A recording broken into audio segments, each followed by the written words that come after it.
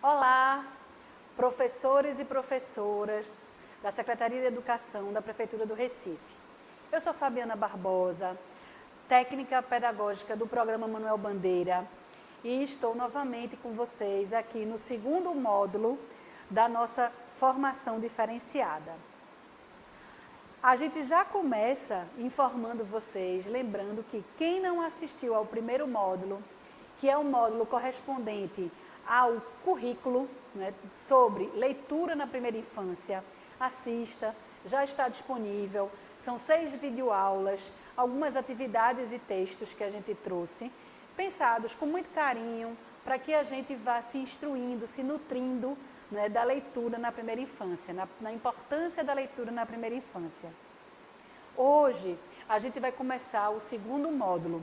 E nesse segundo módulo, está muito atrelado ao preditor de monitoramento. E a gente vai monitorar o quê, né, na leitura na primeira infância? A primeira coisa que a gente vai aprender a monitorar é exatamente a seleção do material, dos livros para a primeira infância. A gente precisa entender que dar acesso ao livro, à leitura, à literatura, à criança muito pequena, é bem importante que a gente faça essa seleção e curadoria de forma muito criteriosa, para que a gente possa nutri-las de fantasia, nutri-las de metáfora, nutri-las de tudo que é poético, de uma forma muito genuína, para que elas possam desenvolver psiquicamente e emocionalmente, afetivamente, de uma forma muito saudável. Bom, neste preditor de monitoramento, nós vamos trabalhar nesse segundo módulo com a seguinte ementa. Primeiro é a seleção dos acervos, como a gente já tinha falado. A gente vai também entender a diferença entre livros informativos e livros literários para esses leitores de 0 a 5 anos de idade. E a gente vai também trabalhar com alguns critérios técnicos de avaliação. Como é que eu escolho, como é que eu seleciono, né, livros para a primeira infância. Os acervos, na verdade, serão o nosso conteúdo desse segundo módulo. E o tema dele é exatamente a seleção de acervos e evidências de assegurar o direito de acesso à leitura, literatura e ao livro na primeira infância. Diante disso, a gente traz para vocês um passo a passo para o nosso encontro. A gente vai começar com o livro, é um livro de Lane Smith. Ele é tanto o ilustrador como o escritor dessa obra. A gente vai trazer uma introdução ao tema, reflexão sobre o valor físico, né, do livro, não só do livro, mas também de tudo que é literatura, como as canções de Niná, como os acalantos, como as poesias. Tudo isso vai fazer parte, né, desse repertório que a gente deve oferecer à criança. Uma conexão com a infância. Então, como são essas primeiras experiências, né, dessas crianças com o livro? E a leitura na primeiríssima infância. Principalmente, bebês e crianças bem pequenas, elas leem? Como é que isso funciona? Então, nosso encontro, ele está sendo norteado. Esse livro do Lane Smith é um livro. Eu escolhi ele porque ele traz a potência que o livro exerce de interesse para a criança bem pequena, para o bebê e também para a maioria das pessoas.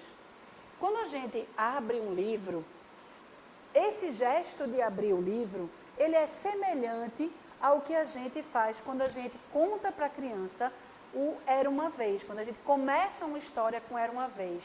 Por quê? Porque abrir o livro é um gesto simbólico que traz para a criança a possibilidade dela entender e ela adentrar num mundo, inclusive, que não é real. Por que isso é importante? Porque a realidade, ela não basta. É por isso que a gente precisa da arte. E a criança mais ainda.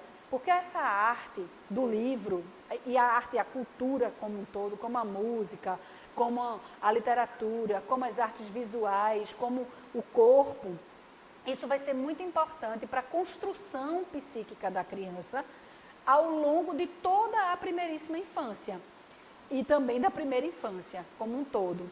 Então, esse gesto, ele é entendido hoje e estudado como o processo, como um gesto que faz parte daquilo que a gente chama de banho sonoro, né?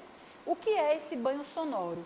A criança, ela, muito pequena, ela pode não compreender aquilo que você está falando, mas ela vai reconhecer. A primeira coisa que ela vai fazer é reconhecer a afetividade que existe por trás ou que está representada simbolicamente da forma como você fala, ou da forma como você canta, ou da forma como você aborda a criança. Por isso que a gente diz que o banho sonoro é um momento de nutrição para a criança bem pequena e para os bebês. A professora Mônica Correia Batista, da Universidade Federal de Minas Gerais, ela explica o banho sonoro de uma forma muito bacana e ela diz o seguinte: essa bagagem de gestos humanos com a qual os recebemos, ou seja, os gestos humanos com os quais a gente recebe e a gente atua e interage com esses bebês, quando essa bagagem de gestos humanos está carregada de sensibilidade e afetividade, isso é que constitui o banho sonoro para o bebê. Então, o banho sonoro, ele vai funcionar para o bebê como um envoltório que dá sustentação a ele, mental e fisicamente, por meio das palavras e do seu ritmo, da forma como a gente trata a língua, da forma como a gente apresenta a língua, porque a forma como a gente fala vai reverberar a nossa afetividade. Então, ela traz um interesse recíproco da brincadeira e da empatia baseada na afetividade. Entendendo a literatura como Antônio Cândido entende que é todas essas manifestações de fabulação, a gente pode e deve compreender que as canções de Niná, que os acalantos, eles fazem parte desse banho sonoro, porque eles trazem, para além do conteúdo que estão neles, eles trazem essa afetividade. É o primeiro encontro da criança com a poesia, com a poética. E isso também pode estar perpassado nos livros literários. Já a Maria Emília Lopes, no livro Um Pássaro de Ar, ela traz uma definição muito importante para o banho sonoro. Ela diz o seguinte: sabemos que as crianças muito pequenas ainda não compreendem o sentido de todas as palavras, mas também sabemos que existem, né, na forma dessas palavras, os ritmos, as expressões, as musicalidades, as formas de dizer, que são imediatamente percebidos. E as crianças mostram resposta a isso. Por exemplo, quando a gente brinca com alguma palavra, blá, blá, blá, lengo, lengo, lengo, com crianças, com bebês muito pequenos, que eles morrem de rir. Então, eles reconhecem essa sonoridade, eles reconhecem nessa interação a afetividade, a atenção e a presença que está por trás do uso dessa palavra. Por isso que é tão importante a gente observar esse banho sonoro que vai ser esse colo, esse envoltório para o bebê. Essa bagagem de gestos humanos com a qual os recebemos, quando está carregada de sensibilidade, afetividade, constitui o banho sonoro para o bebê. Esse conceito de banho sonoro, ele também é estudado por Maria Emília Lopes, e ela traz uma definição muito importante para esse conceito, porque é onde ela explica o quão é importante essa nutrição, o quão faz bem para a construção psíquica e afetiva da criança, nessa constituição de afetos, né? Esse banho sonoro com os quais a gente, cuidadores, cuidadoras, pais, mães responsáveis, que a gente abarca essa criança, que a gente atende essa criança, que a gente aninha essa criança.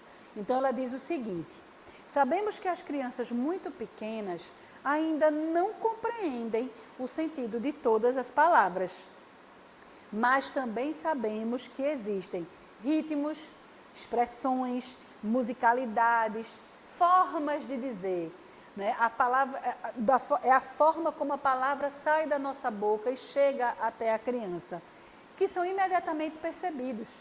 E as crianças mostram uma resposta a isso. Isso fica muito evidente quando a gente brinca, né, de lenga-lengas com as crianças, fazendo besourinho, e ela responde, ou morre de rir, ou toda vez que você faz isso, ela começa a tentar fazer também. Então, isso são respostas que as crianças nos dão, né? Então, na ausência dessa compreensão verbal, da compreensão da palavra em si, mas do entendimento da afetividade que está por trás, da forma como essa palavra é dita, os primeiros signos que o bebê lê referem-se ao rosto da mãe, como é que ela está dizendo, o rosto do pai, o rosto de seus cuidadores. Então, afetos como temor, ira, amabilidade, calma, alegria, tudo isso vai sendo reconhecido pelo bebê. Então, rapidamente, o sorriso dos outros, ou seja, dos interlocutores dessa criança, torna-se uma palavra amorosa, né? E, naturalmente, sem nenhuma racionalização prévia, nós, adultos, que estamos diante de um bebê, nos tornamos gesticuladores exagerados e contundentes, né? Apostando de maneira intuitiva na força do gesto como um dicionário simbólico. Quando, na verdade, tanto o gesto, tanto esse corpo que a gente tem, como o corpo da criança, vão fazer com que ela compreenda, né, essas afetividades, essa poética que está por trás das ações do dia a dia. Então, o que a gente vai trabalhar hoje é uma oficina mão na massa, né, que a gente vai ver algumas coisas aqui. A gente vai primeiro apresentar, né, os livros, alguns dos livros, algumas classificações de livros para poder a gente entender. A gente vai ter um segundo momento, que é uma análise, né, de identificação de critérios e seleção, que aí já é o segundo momento desse módulo, e a curadoria, que é uma prática que a gente vai fazer, né, de seleção para as infâncias, de livros para as infâncias. Então, nesta apresentação, que é este primeiro momento do segundo módulo, a gente vai começar a lidar com os tipos de livros. Nós temos vários tipos de livros, mas os livros para as infâncias, eles podem ser agrupados, por exemplo, em livros literários e informativos. Eles são os dois grandes grupos com os quais a gente lida hoje em dia.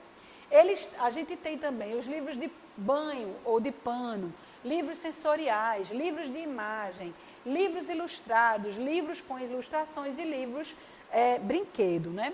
Então, cada um desses livros, eles têm características próprias, mas o gênero é generoso. Ou seja, você não vai ter um único livro com um único gênero, de uma única forma. Você pode observar, a gente vai observar que nos livros que existem no mercado, a gente, por vezes, tem um intercambiamento, tem um cruzamento de mais de uma característica desse livro.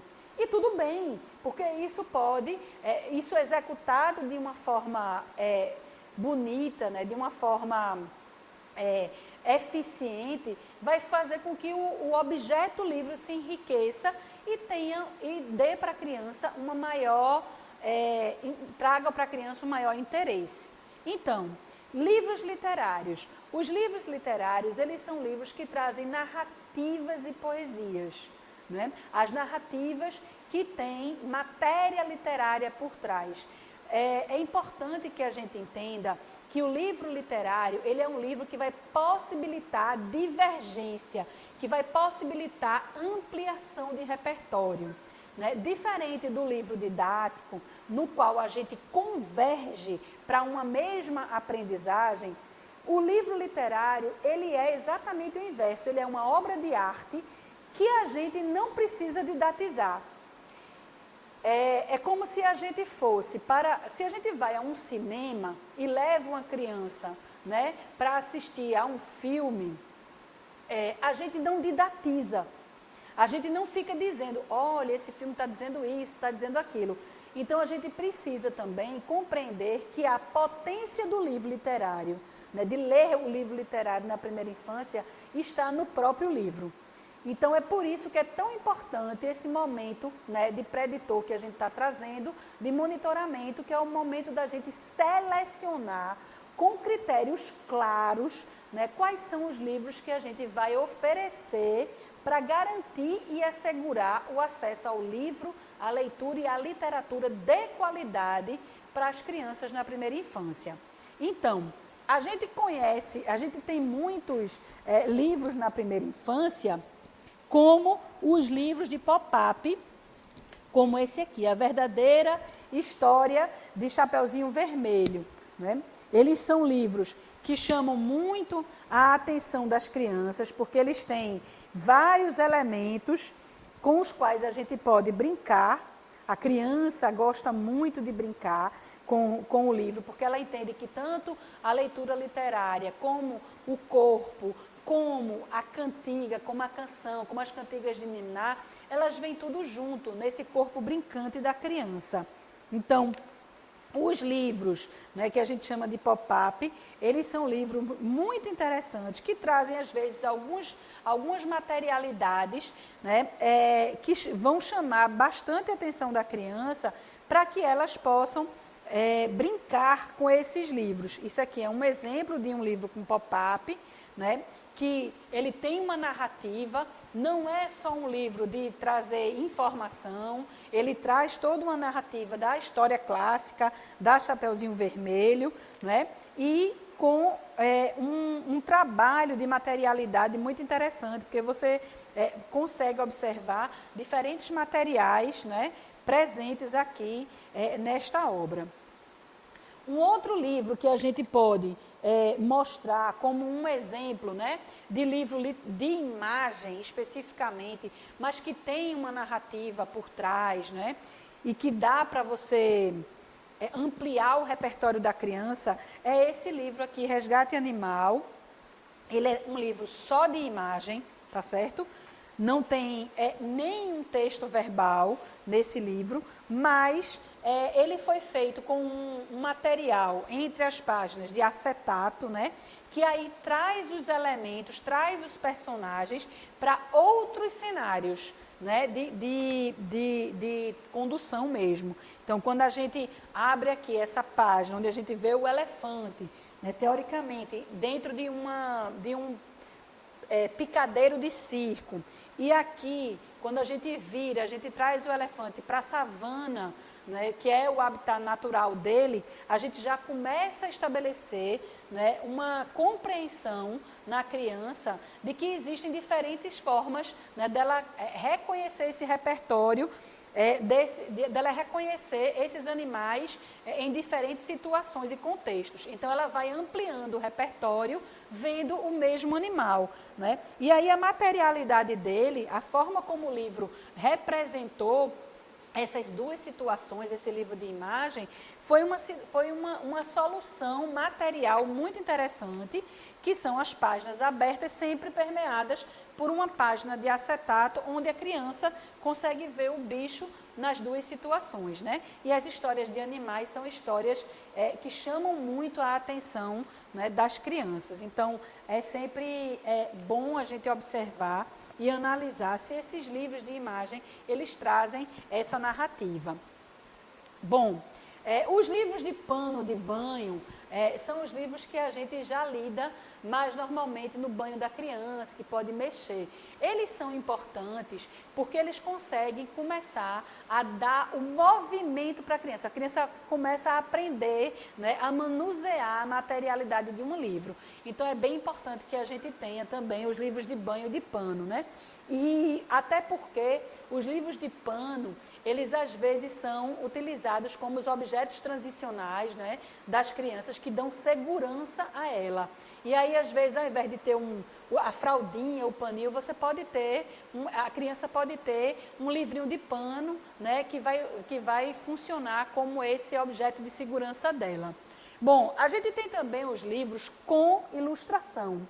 Esse livro aqui, Ernestina a Galinha, ele é um livro com ilustração, é um livro da Yolanda Reyes, né, que a gente é uma estudiosa também da literatura na primeira infância, da leitura e literatura na primeira infância, e é um livro que ele traz versos, né, ele tem rimas, ele vai trazer versos rimados, você pode também ter versos sem rima, mas esse livro ele traz versos rimados, e que as crianças gostam muito, porque as ilustrações, elas são um recorte desses versos, mas, ao mesmo tempo, elas trazem situações que as crianças, em geral, riem por causa da confusão, né? Então, é um livro que o material dele é duro, é uma gramatura bem alta, né, de papel, e ele ajuda muito a manter, né, a manter o livro,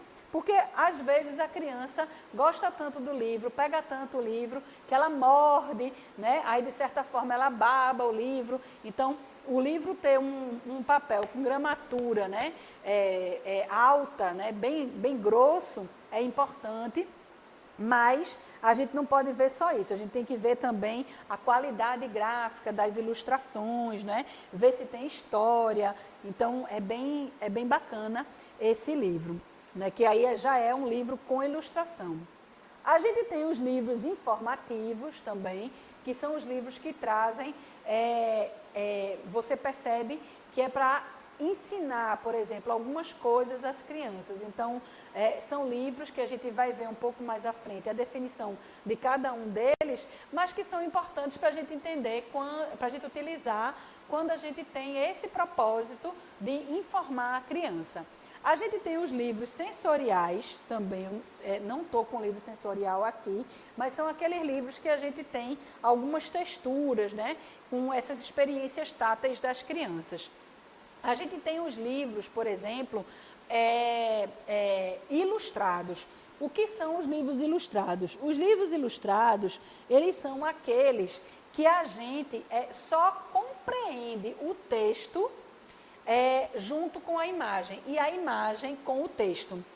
Então, são livros que têm essa interdependência, né? Como, por exemplo, esse livro aqui, Não, da Cláudia Rueda, né? Em que a gente vê que o bebê urso, né? Ele está sendo contraditório, porque ele vai brincar, vai meio que dizer à mãe que ele já consegue fazer as coisas e, ao mesmo tempo, veja, não sei se vocês estão conseguindo ver, mas é um livro que está com muita neve, e ele diz que não sente frio, por exemplo, mas porque tem uma situação em que ele diz que vai ficar do lado de fora e que ele já é grande e que consegue enfrentar o frio.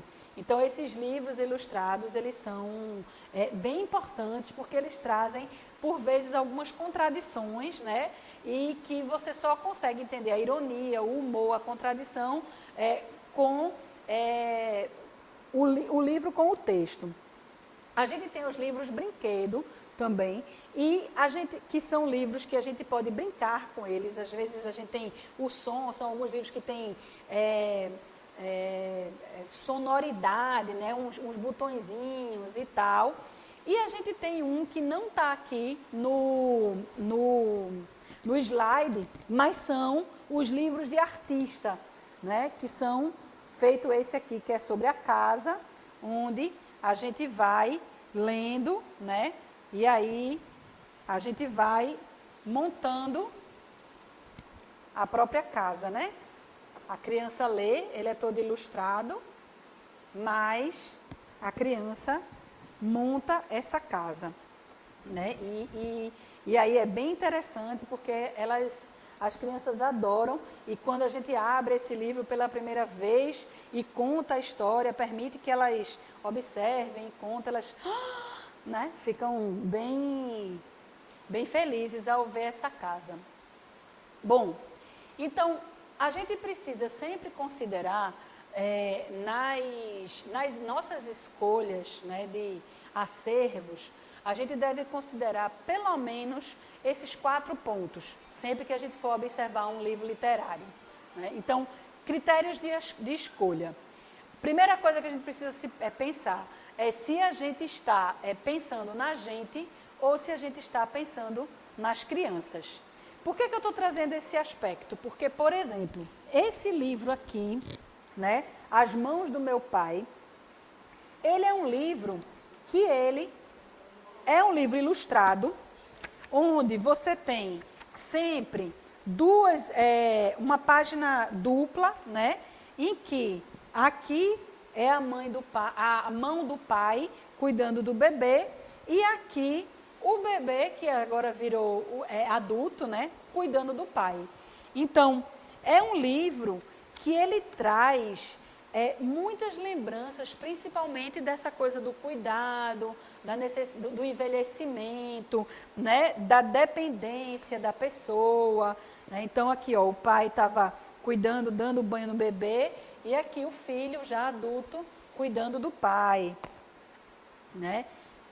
É um livro que o pai estava cuidando do bebê, não é? Cortando as unhas, e agora é o filho que corta a unha do pai. Então, assim, veja, é um livro que não tem nenhuma palavra, mas que tem uma potência muito grande para as discussões e para o ciclo da vida, para problemas de Alzheimer, uma série de questões, né, de camadas que a gente pode que esse livro pode trazer e potencializar, né, nos seus leitores. Então, primeira coisa que a gente tem que considerar quando a gente vai fazer uma escolha, né, de livro é pensar, a gente está escolhendo esse livro para quem? Para as crianças ou para a gente?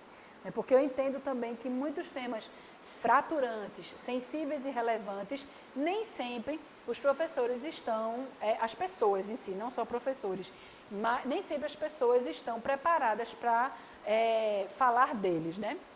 Então, por conta desses atravessamentos, a gente vai para a segunda pergunta, que é exatamente a criação de repertório.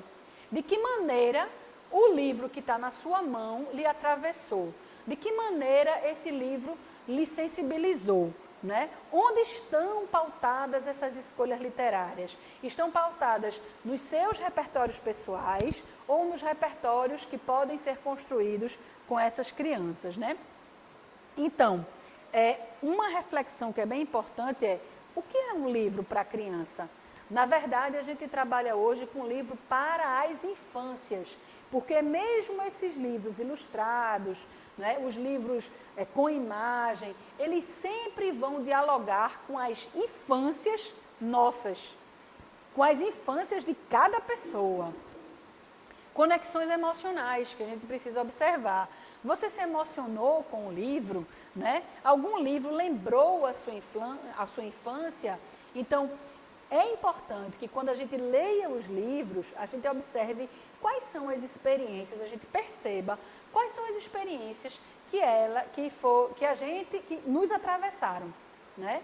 Porque a gente vai ler a partir dos repertórios que a gente tem, das experiências vividas. Bom, então, um aspecto que eu gostaria muito de considerar na seleção do livro é a seguinte pergunta: a gente vai considerar a faixa etária, vai considerar o ano escolar, a classificação por idade é possível, a classificação por ano série é possível? Bom, depende, né? Em geral, as editoras fazem isso, mas um livro literário, ele é uma obra aberta. Por ser uma obra aberta, ele tem uma potência de sensibilizar pessoas de qualquer idade. Então, escolher um livro por classificação etária, por sugestão de faixa etária, é algo bem perigoso. O que é importante é que a gente observe se aquele livro ele tem essa potência ou não, né, para trabalhar com as crianças, independente dos temas que estejam presentes nele.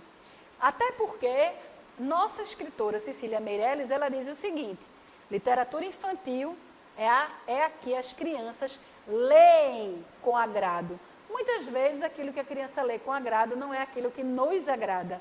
Então a gente precisa também observar isso, e ela traz essa frase assim, lá no livro que ela escreveu de Problemas da Literatura Infantil. Bom, como literatura é arte, né? Então, a gente precisa assegurar nos nossos acervos a bibliodiversidade.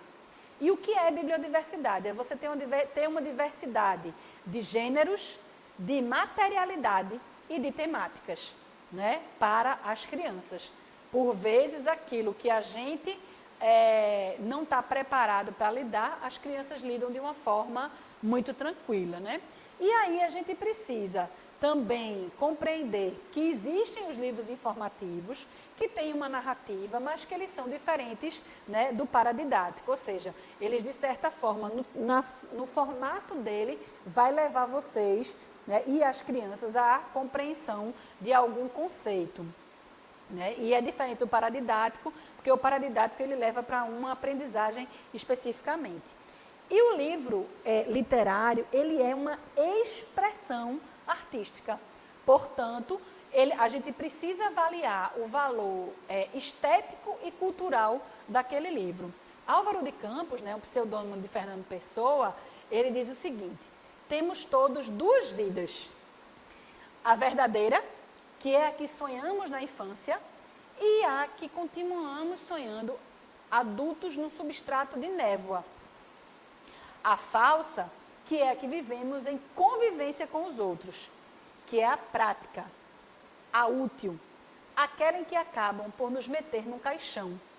Na outra, não há caixões nem mortes, há só ilustrações de infância, grandes livros coloridos para ver, mas não ler, grandes páginas de cores para recordar mais tarde. Isso é bem potente quando a gente compreende, né, o poder que um livro tem sobre as crianças. Então, estamos caminhando para o nosso fechamento desse primeiro momento do segundo módulo, e aí a gente vai interagir com vocês colocando lá no Padlet uma indicação de um livro que você gosta muito de ler com as crianças. E aí, se você puder colocar uma explicaçãozinha breve de por que você gosta tanto daquele livro, é bem importante para a gente, tá certo? E aí, a gente aproveita também para que você faça a avaliação, né, desse momento, né, no link que vai estar lá. Se vocês puderem também contribuir para que a gente possa melhorar no próximo encontro, a gente agradece. Até lá!